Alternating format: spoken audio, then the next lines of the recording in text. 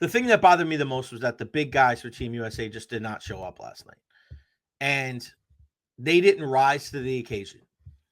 And the two guys that I'm looking at this morning or this afternoon, the two guys I'm looking at right now are Austin Matthews and Connor Hellebuck, the captain of this team and the goaltender of this team. Connor Hellebuck has been arguably the best goalie in the league the last couple of seasons. Reigning, defending Vezina Trophy winner. Probably going to win it again this year. And he got outplayed by Jordan Binnington last night. The rebound control from Hellebuck right off the bat looked sketchy. The puck was bouncing all over the place. He did not look in control all night long. It would have been a lot worse if the Team USA's defense didn't step up. Hell, we even saw JT Miller come up and make a big play against Sidney Crosby at the end of the game there. He was not sharp. Not at all. And I want to look at a guy like Austin Matthews, too. This is a guy who hasn't won a Game 7. This is a dude who loses the draw in overtime, loses Connor McDavid in the middle of the ice. And I have people on social media tell me he's a great two-way player. Why? Because people have told you that? Because he finished third in the Selke Award voting last year, which was one of the biggest crocks of shit that I've ever seen when it comes to awards in professional sports. Get real. Why is he a good defensive forward? Because he's gotten better at faceoffs? Okay, that's part of it. He has the puck a lot of the time. What do you mean he's playing defense? If he was that good at playing defense, why the hell was Jack Eichel the matchup center against Connor McDavid and not Austin Matthews? You're a guy that's a 40, 50, 60 goal scorer in the league. You can't score one goal in the Four Nations faceoff? 0 goals, 3 assists. Not good enough, bud. Give me Dylan Larkin. Give me Matthew Tkachuk. Give me Brady Tkachuk. Give me Jake Gensel. I'll take any 4 of those guys over Austin Matthews in a big game. People defending him because, it was just one play. That's all it takes. All it takes is one snafu, one mental lapse, one error in your own defensive zone, and that's it. I'm sorry. Whether you think it's fair or not, that's the reality of the situation. Austin Matthews let Team USA down. Did he have a terrible game? No. Did he have a great game? No. You're the captain of the red, white, and blue. You're one of the best goal scorers of this generation. And you consistently come up small in big games. You do it for Toronto, which we all love, but you do it for Team USA, which we all hate. I don't get the defending of Austin Matthews. You cannot tell me that he played well enough for this team to win the championship. Telling me he's a two-way center. He's not Barkov. He's not Kopitar. He's not Bergeron. Get the hell out. He's not even as good of a defensive center as Anthony Cirelli. What are we even talking about? Your job as a centerman in your own zone when you lose the draw is you better stay on the other center. You better keep an eye on him. Now, the longer the shift goes and you start passing players to other players and the puck starts moving, players starts moving, okay, things like that happen. But it wasn't very long from when the puck dropped to when Connor McDavid found the puck all alone in the slot there and won the game. Terrible. Terrible by Austin Matthews. And somebody asked me, what do you think about Austin Matthews as the captain of the... No, I don't want any part of that. None. He hasn't won anything. Give me a guy that's going to go to the dirty areas. Give me a guy like Brady Tkachuk, who's clearly not 100%, going to the front of the net last night and scoring a goal. You see when Austin Matthews is in tight there, what happens? Unable to get the job done. You need players of that caliber to be able to rise to the level of the competition. Enough with the excuses for this guy. He plays in the hockey capital of the world in Toronto. Everybody wants to act like this guy is the greatest player since sliced bread. He is not even close to Connor McDavid. Not even close to a prime Sidney Crosby. Not even freaking close. He was a shell of himself last night. He's a guy that when he has the puck, he's all the way out by the blue line. We don't want the center of the first line playing out by the blue line. Get your ass in front of the net. Too many people giving that guy a pass today. You know what? If you're the star, if you're the captain, you got to wear it. Today is the day you got to wear it. You got to wear that like I'm wearing this Lightning jersey today because I'm wearing black because it's a sad day when it comes to USA hockey. And I know people want to say talk about growth of the game, and we'll get to that in a second. We're talking strictly about what happened last night. Adam Fox, you are the best defenseman on the Rangers. You are a Norris Trophy winner. But my friend, you are not nearly as good as many people think that you are. Defensively, he leaves a lot to be desired. A lot. He's not the most physical player. He's extremely patient with the puck and very smart in the offensive zone. A very smart hockey player. But I'm never looking at Adam Fox going, wow, that guy's a grinder. Wow, that guy's really tough to play against. That goal that Sam Bennett scored, you could see that pass coming from Marner a mile away. Stay in the middle of the ice. He commits to the middle, easy pass to Sam Bennett, and then he beats Connor Hellebuyck to the short side. That's on Fox. That's also on Connor Hellebuyck. I didn't think it was a great shot either. Beating him to the short side. You got to make yourself big. You got to come up with some big saves. How many times last night did you listen to that game? Did you watch that game and go, wow, Hellebuyck made a great save? How many? Less than 5, if any. How many times you said that about Jordan Binnington? Yeah, okay. Let's say he's not a guy that looks super calm between the pipes. He's never going to be confused with a guy like Carey Price. But Jordan Binnington left it all out there. Give me Jordan Binnington 7 days a week and twice on Thursday night. There's a reason why John Cooper went with him. There's a reason why he didn't go to anybody else. Because he knew that guy had balls the size of Quebec. He was going to come up big in a situation like last night. Glove saves, moving side to side, fighting through traffic, seeing the puck from distance. We spoke so much about what the U.S. brought to the table when it came to the grit and the tenacity. I don't think they matched the level of Team Canada last night. I wasn't particularly enthralled with the game overall as a whole. I thought it was a pretty kind of so-so game. And maybe that's because in comparison to the other one, didn't have as much juice. But Matthew Tkachuk didn't play much. You could tell Brady Tkachuk was compromised. And when you have two defensive teams that clog up the neutral zone, you're going to get a game like last night. It's not going to be the most aesthetically appealing.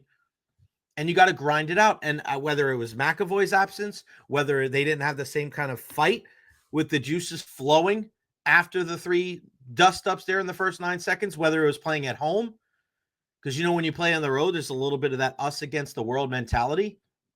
I just thought it was just a kind of a standard game. The U.S. thought that they were going to wear Canada down, and that's not what happened. It's not what happened. I was not impressed by the performance last night by a lot of people wearing the red, white, and blue. Jacob Slavin, God bless you, because that man is an absolute monster. And I hope he wins the Norris Trophy this year. Can we get away from the Norris Trophy being just the guy that scores the most points for defense? It says it in your name. Defenseman, your first priority is to keep the puck out of your net and to defend your zone.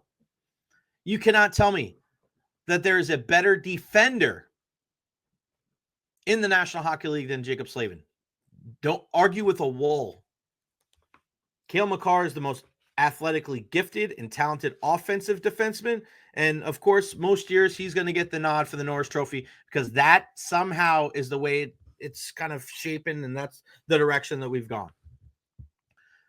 But when you want to talk about taking care of your own end, nobody does it better than Jacob Slavin. Nobody. Canada will tell you that. I look at some of the other guys that didn't show up. You look at Vinny Trocheck, nothing. You look at guys like Brock Nelson and Chris Kreider. Kreider gave you 1 goal. Not good enough. Bottom 6 guys. I told you on the program yesterday. Bottom 6. Sam Bennett was the guy that came up big. Third liner, scoring that goal from Marner. That's what you need. And shout out to our guy, Braden Coburn, who was on the program yesterday talking about Jake Sanderson, because nobody was talking about that narrative. Charlie McAvoy's not in there. Quinn Hughes, okay, nobody else got sick. So what about Jake Sanderson? How come nobody was talking? There were some easy storylines. Everybody always wants to talk about like the growth of the game. I'm not going to talk about the same old stuff that everybody else is talking about here on the show. Okay? That's just not the way it goes. The game has grown. Yes. It was geopolitically driven. Yes. Trudeau wants to get out there and start tweeting. It doesn't make you any better just because you're not Donald Trump. Okay? You think, oh, you don't want to take our game. You don't want to take this tournament. It's everybody's game. Okay. Everybody. There's Americans that play it. There are Canadians that play it. All right. Keep that political BS out here. This was a great hockey game because it was a great hockey game. It's because hockey players put their bodies on the line for quote unquote meaningless games. These guys care about the crest on the front. That matters. They realize that the only way for them to be successful in this game is to leave it all out there. There's no half-assing it. There's no load management. You're not letting down your team. You're not letting down your teammates. You're not letting down the fans. You can't do that. Hockey's not for the faint of heart. Look at how many people were locked into the game last night, and it was an air of refreshment because people could look at professional athletes and go, that guy, I like that guy. Love his effort. That's the kind of guy that I'm going to show my kid and be like, that's the kind of effort. That's the kind of guy right there.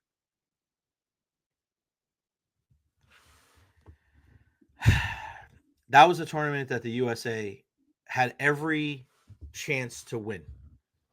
But Canada stuck with it. I thought they themselves played pretty well defensively. Jordan Binnington came up big. John Cooper did a good job of keeping things fresh. Sam Bennett scored. Connor McDavid did what your best player is supposed to do. You get an opportunity in front of the net, you finish the damn thing. You go top shelf where mama keeps the peanut butter, and that's it. You're the road team, but you go home happy.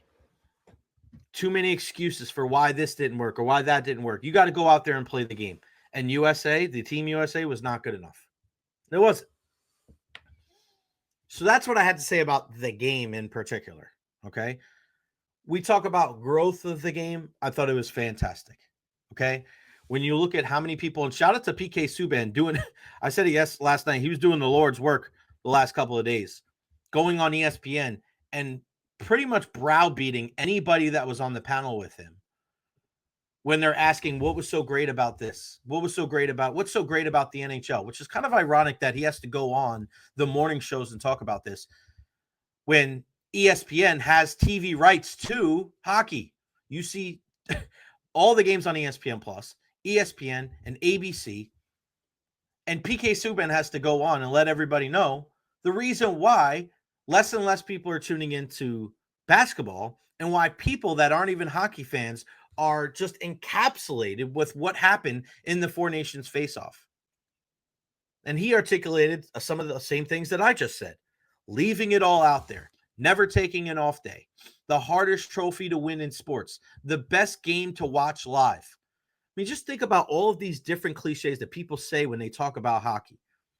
When you're a hockey fan for life. It never changes.